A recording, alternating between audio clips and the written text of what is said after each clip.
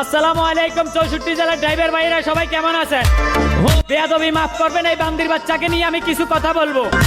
যদি আমার কথা কারো মাইন্ডে লাগিয়ে থাকে তাহলে আমাকে ক্ষমার দৃষ্টিতে দেখবেন।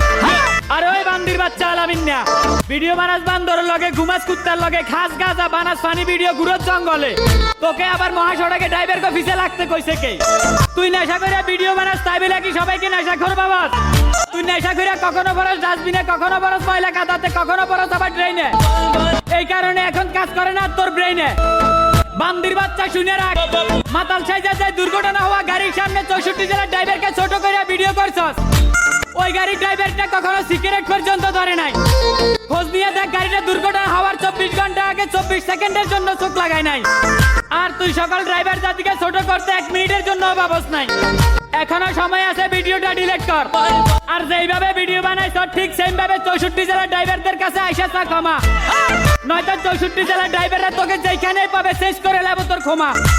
কথাটা মাথায় রাখিস, আমরা 64 জেলার লাইসেন্স প্রাপ্ত খেলোয়াড়, তোর মতন বস্তির খোলা না।